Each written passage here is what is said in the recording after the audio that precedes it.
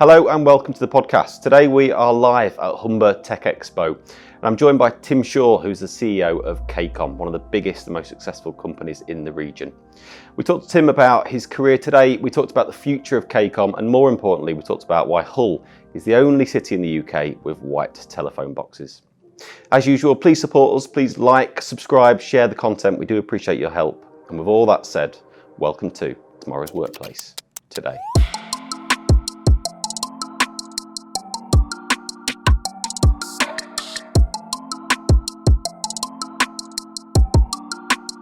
Welcome to Tim Shaw, CEO of KCOM.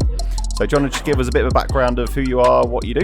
Yeah, so Tim Shaw, been at KCOM now 4 years, worked in telecoms pretty much all my career from university, engineer at heart, so did engineering management, more mechanical and then into electrical and then into management, and then kind of my career's gone from fixed to mobile back to fixed, and so always been around connecting people to technology, which I think we've seen over the last few years make such a difference to people's lives, and it's a chance now, I think, get the right connectivity in place. The opportunities are endless, really, and that's exciting to watch. So to be part of it. Obviously, KCOM, well-known, famous business around Hull.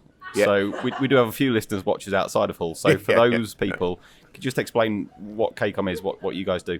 Yeah, so created in 1904, so one of the oldest telecom companies in the UK. The history of KCOM, obviously it was originally run by the council. All the telephone lines were run by the council, and Hull City Council were the only council that decided to run it themselves when the government decided to bring it all together. Typical Hull. Typical Hull. I think they can do it better, which we have done, and we've proven that all the way through for the last 120 years, which is great. But yeah, so that's how KCOM was originally, the inception was created from that, run at the council, when all the other councils then formed together, which eventually became BT. So from a UK perspective, we are the outsider, that we can do it better ourselves. And I think we've just proved that over the years, right? We're first city to roll out fibre, first city to do voice with digital switching, first city with broadband in terms of the old legacy technology. So we have followed that through, as you said. We can do it better, and we've proved that all the way through. And I think we've given the city something that no one else would have given it, if I'm honest. I agree. Explain the white phone boxes. Because anybody arriving in Hull will be surprised to see you've got white telephone boxes. Well, we've got to be different, right? It goes back to your original comment, right? It stands us out, right? We want to be seen as being different and not the same as everywhere else. And I think it's an iconic thing that you look at, right? And it's a massive part of our history, and people still represent that today, that we're slightly different. And as we build out our network further outside of Hull, which we're doing now, is how do we bring that same kind of connection to the community and the idea of something unique people can relate to that proves their area is slightly different to the rest of the UK, which we think customers like that. Absolutely. What they get. So regionally then, where do you cover currently? So the whole city of Hull, all the way up to Beverley as well and surrounding villages. This last year we went the other side of the Humber, so we've done Brigg and a lot of North Lincolnshire. We've got about 26,000 homes in North Lincolnshire. And the announcement now, we were going a bit further, so all the way up to East Riding and covering a lot more of the smaller rural areas across East Riding, and further down into North Lincolnshire at the top half of Lincolnshire. So if you kind of take Hull as a centre and it remain really core to our business, we've kind of gone north and south in terms of where we want to roll our network out from, and really just take that connectivity out in waves as we go out a bit further each time. And that's rolling out proper superfast fibre full fibre network, as we've done here, really giving areas that haven't had the benefits of full fibre, especially 2 years ago we all got locked in a home, and without connectivity you couldn't operate, you couldn't teach your children, you couldn't do anything. And last question from me before I hand over to Neil. When are you getting to North Cave? It's on our list. It's in the next 12 months, yes. Excellent. Good stuff. I was going to say that when you look at the map, Hull's obviously in the centre, there's so much sort of, like you say, arable farmland and countryside and things like that. That must be a challenge then. And then in terms of trying to roll it out and obviously connect fibre to boxes. It is a challenge, and I think, getting there is a lot of work, a lot of digging up roads, which obviously a lot of people driving around get very frustrated with, and I understand that. But that's our focus. We think if you can get those to those areas, just from an overall region perspective, if we can get more people to move into the region because of the connectivity, that will create more jobs. It will create more investment in education and other areas. So while you can't directly link it, you can really show, and we've done some studies to show that the fibre network can bring a lot of investment into the region. A lot of companies will start here because of the connectivity. Really. And the difference is, correct me if I'm wrong, the fibre goes directly to the home? Directly into the home, yeah. So you'll be able to get speeds, and whereas copper is a kind of material that will lose speed as you go. So it generally loses speed. Glass, which obviously is underneath within the fibre cable, is a glass. It's the speed of light. So you can see now going forward, the infrastructure, you just need to upgrade the equipment on each end of that glass. Yeah.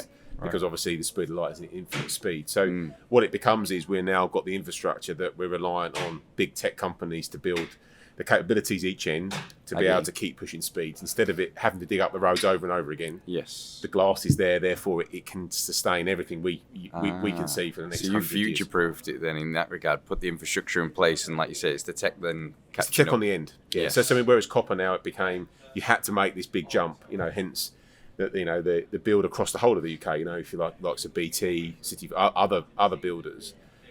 They're having to replace what's in the ground with fibre as we are doing, but on a national basis. And how far ahead are you of the rest of the country? And so is the rest of the country mainly copper or? Yeah. I think if you look at, I think we're 97%. 97% of homes and businesses in Hull and our regions can get access to full fibre. We're still by far 10-20% ahead of most other cities. So as a city of Hull, we are miles ahead in terms of the connectivity we can offer. Unbelievable. So, what's the strategy for KCOM then? Without giving too much away, what's the next 3 years look like for you as a business? So kind of three key areas. One is more connectivity. Yeah, we can see that core to our business. It's something we've done since 1904. We know how to do it well, and we're focusing on that. Upgrading our network. So today we offer speeds up to 900 meg to a gig. We're just now in the next 3 years going to upgrade our network to be able to offer speeds of 10 gigs, so 10 times faster. Which comes to the point, the glass doesn't change, it's the kit on the end. Okay, so there's no more digging or any more infrastructure in the ground. It's really upgrading the electronics in our buildings. They're lower power but higher speed. So given where we are from a kind of power perspective and cost, that there's some benefit to us in terms of cost, but we can see huge opportunity for businesses mainly first that want faster speeds, and then eventually the consumers will with VR, metaverse, whatever else is coming down the road in the next five years. You will need speeds to that. All right, we can't see it yet, but I'm pretty sure as everyone is. And then the final bit is around inclusion. I think where we are in terms of people that don't always have access to the technology that many of us live and breathe every day and kind of become a bit used to.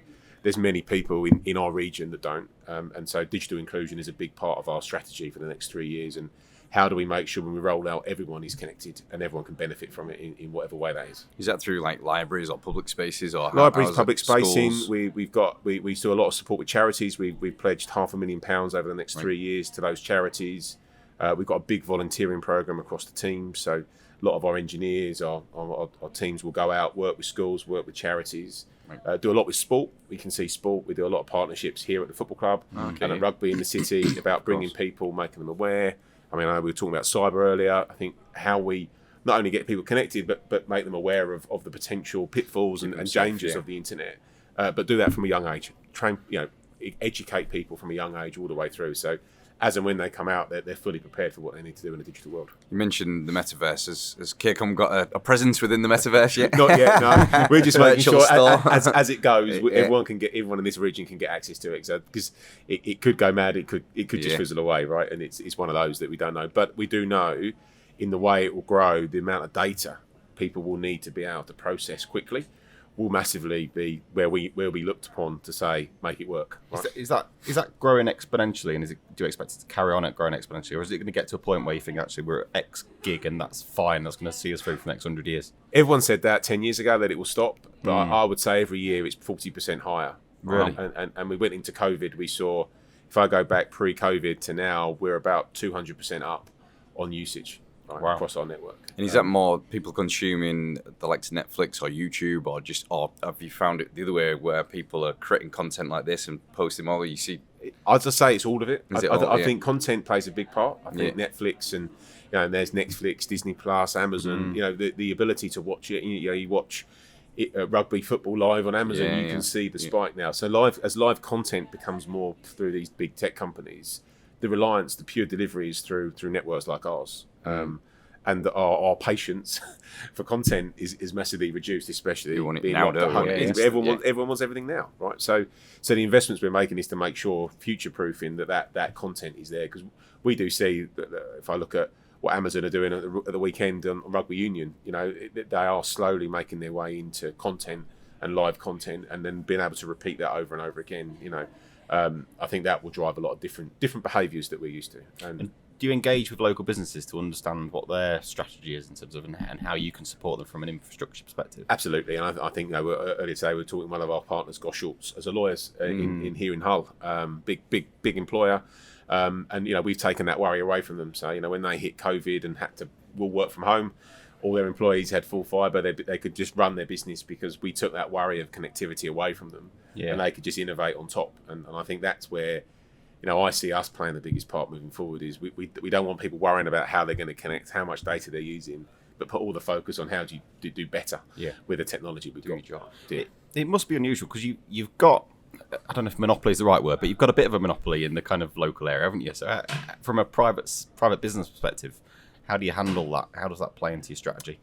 We've got a wholesale business, so we wholesale our network. Okay. So we've got 160 partners that buy services from us and will resell them to retail market through a different name. BT use our network. Nastar, which is a company got UK wide. There's 160 businesses that resell, and that's both business and consumer. Right. So those prices are all aligned to open reach from a UK market perspective. So while I think people say monopoly, I think there's a really strong growing business in terms of our wholesale, which enables other people to leverage our network moving forward, which is a key part of our strategy moving forward in terms of choice and innovation is great, right? I think people need to see that coming through, and everything's there for other people to work with us at a wholesale level to make that happen. Yeah, and the retailers can differentiate themselves in their own kind of way. Absolutely right. Yeah, branding, speeds. They have access to our core products, which then they can innovate on top from a sales, market positioning, and price themselves. Yeah. And have you got involved in terms of I know there's been a big shift to sort of EV marketplace and things like that, but everything seems to be connected nowadays. You've got Internet of Things, you've got smart cities and all this type of stuff, but I see more and more, I suppose, cities are investing in the EV. All that's got to be connected, hasn't it? So absolutely, yeah. So we've done a lot of work with EV companies to understand as cars charges. We've got some pilot projects as we're digging up for our fibre, what EV infrastructure could follow in at the same time. So, we're not digging up streets, or two businesses aren't digging up streets at the same time. And they're all things that we've been seeing pilots in London and other cities where fibre providers provide the ducting infrastructure and then EV comes in on top. However, the requirements on fibre versus electric cables is very, very different, and there's more green boxes required. So we're in a pilot stage, but absolutely our work is, how do we make sure when cars are plugged in, they've got the connectivity they need, whether that's fixed or mobile. Clearly, we can support that as well. But more importantly, how do you solve the disruption of if we've dug a street or an area? How do we future-proof that? And we have done some trials in some of the villages we've done where we put chargers in the village hall, in community spaces, just to test that logic. But it's the regulation around power and making sure it's safe, and it's got to be a lot deeper. So there are other kind of technical constraints that we're trying to figure out. Okay. And do you see the business diversifying at all in terms of technology? Are you very much an infrastructure business at the minute? Yeah, is that the focus? I think that while we're big here, I think to kind of distract ourselves trying to diversify into too many markets, I think we've learned that you've got to be good at what you're good at, right, and focus on it. And I think the market of connectivity in this region is our focus. I think moving to that, there's enough other providers that we're partnering with that I think can come in and innovate quicker with more focus on what they're good at as well. And it's about partnerships. I think us trying to think we can be everything to everybody. I don't think that's the brand we have. But I think we can be partnering with a lot of different businesses that can operate in that space and move forward. Be focused. Yeah, because I was thinking there's a lot of obviously manufacturers locally that are they're upgrading their own internal Wi-Fi's. They're putting Internet of Things and sensors on all the production lines, all this type of stuff. Obviously, you're going to work on getting the connection and the fibre to the premises, and correct, and then others will be able to take. It and only works with that. us, right? But we don't have the brand or confidence to go and say we can deploy an IoT solution. Right? Someone else does, but how do we partner with them so we go together? Yeah, and actually you both focus, so they don't need to worry about connectivity, and we don't need to worry about because it's a very different market, as you say. There's mixed technologies, there's fixed and mobile can play a part in that, and they know what they're doing, we know what we're doing, and we're looking at how do you build those partnerships more than diversifying ourselves. That's the question. So the podcast is called Tomorrow's Workplace Today. So we tried to kind of cast our mind forward and say 10 years time, what does the world look like? What does the workplace look like? Yeah. So this is where everyone stares blankly at me. But what do you think the workplace of 10 years looks like? It's a great question. I think that I think it will become somewhere where people pop in and out. Okay. I think we've made some investments in our office to create that open space where people can come in, do what I need to do, whether that's in our office or in a coffee shop or somewhere else. We've upgraded all our laptops to be able to ones that are much more kind of standard and therefore can come in and out, much better security because obviously people are working more remotely. So I think we'll see that trend just accelerate where people like coming into an office because they like social contact, but they also want their own space when they need it. And I think tech jobs as they grow are generally those that like a bit of quiet time. So if you're coding or you just want to get away from it, is very much part of the ethos and the culture of tech jobs. But they know they only get innovation by working in huddles and working in groups. So I can see, we call it agile, which is such an overused word, but that space where you can come in, co-create with everybody, and then go and sit in a corner and work and get what you need to done, and then go to the gym and go and do something else, right? Because I think that change and the social side of work will change. When I was through my career, it has been. I worked in London for a bit, in other cities. It was always about going to work for a drink after work, and I think that will change. I think drink isn't such a health has become such a bigger focus, especially for the younger generation. Absolutely. Which is great, right? Considering when I grew up, I see more people going to the gym at that age, and so therefore it becomes a social side of work. What clubs can you offer? How do you create a social network at work, but isn't based around the things that all of us grew up with in terms of environment? You might be answering this question now, but talent is a big thing that we talk about a lot, particularly today even. So how are you finding that, recruitment, finding great talent, recruiting great talent, retaining great talent? What are you doing to give yourself that? I think having a clear vision and where you want to take the business attracts people to it, definitely. And I think KCOM's gone through its bumpy patches over the last 3 or 4 years. It now knows where we want to be and what we're focusing on. I think hybrid working is a must now. The ability to offer flexibility, and therefore that means people can look at different jobs, and then we then have the rest of the UK to look at in terms of where talent is. We invest heavily in the UTC to Ron Deering, and we work closely with Hull College who are here today. How do we bring those apprentices through? How do we make sure that we don't forever just look outside of Hull for talent in terms of jobs, but invest in the kind of apprentices? So we're looking at bringing 10, 20 apprentices through the business every year. So we keep that investment in local jobs for a local business, but recognise some of the skills we need aren't here yet. And therefore we get the best of both worlds. And I think that will just continue. What type of roles are you recruiting then for that apprenticeship role? Are they field engineers, software developers? Field engineers, software developers, cyber engineers. Basically across everything that we do, we're looking to bring those people in, and all the way through to product, to sales and everything else. So we're looking at now, previously we kind of focused on field engineering. We're now going across the full spectrum of our key disciplines across the business, both from our retail front end all the way back through to our engineering jobs. Amazing. So how long have you been at KCOM? Sorry? 4 years. Okay. And before then you were at BT. Yeah. Okay. I guess one of the things I'm always keen to ask people that have obviously had successful careers is, if you could speak to yourself 20 years ago, what advice would you give yourself back then? It's a great question. I always talk to my son about it. I think, always ask the question and be innovative, right? I think I've never stopped in terms of asking questions why. I think why is the most underused word sometimes. Why is that like that? Why do you think like that? Help me understand why you think like that. And I think if I go back, I could have asked that earlier in my career and I would have learnt a lot more quicker. Right, and I think that appetite for learning is the key bit, right? And always be open-minded. I think too many people come into roles thinking they know the answer without really understanding what you're trying to do and what other people think, and therefore you can make mistakes and analyse yourself and kind of leave yourself a bit isolated. I think there's things I've done in my career where you kind of blazed straight in, I know the answer to this, and then you end up really, maybe I didn't. Actually, if I'd only asked those questions a bit earlier, I would have probably ended up succeeding, but maybe slightly different, and actually took everyone with me, not necessarily pulling everyone with me. So love it. Great answer. On that note, I think we'll leave it there. Brilliant. Tim, thank you for joining us. Really Thank you very much. appreciate it. Really appreciate it. Cheers, guys.